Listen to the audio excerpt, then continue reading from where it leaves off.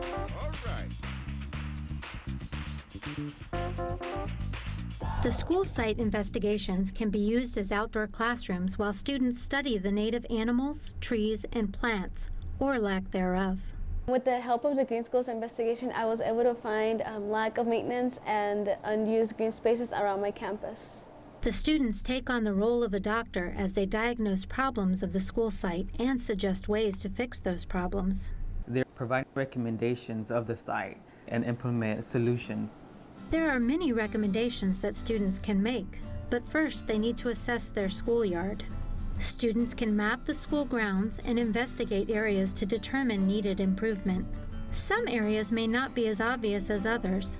At Thomas Stone High School in Waldorf, Maryland, students noticed that a large section of their school's parking lot wasn't being used. They investigated ways to make the area more efficient and discovered they could make the surface pervious to allow groundwater to flow more freely.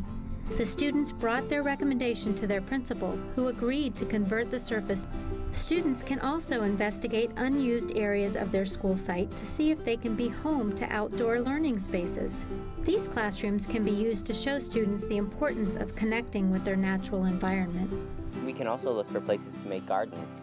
Gardens are like outdoor laboratories where students can implement lessons they have learned in science, technology, engineering, and mathematics. Barnard Elementary School in Washington, D.C. has divided the work of gardening with each grade level maintaining its own raised bed. Students plant vegetables that relate to what they're learning in their classrooms. Students don't have to investigate just their green areas as potential gardens.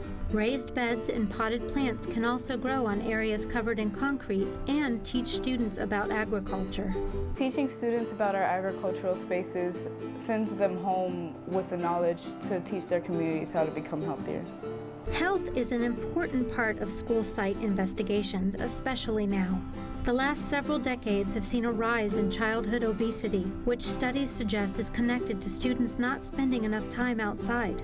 However, research indicates that outdoor environmental learning not only encourages students to embrace outside activities, but it also improves science test scores.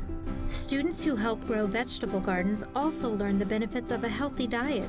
The gardens are kind of nice because sometimes we can pick food from it and eat them. We go raspberries, strawberries, we go tomatoes, carrots, blueberries, lettuce. That's all I can think of. Students exposed to outdoor classrooms also become encouraged to participate in fitness activities outside. I camp a lot. I hike a lot.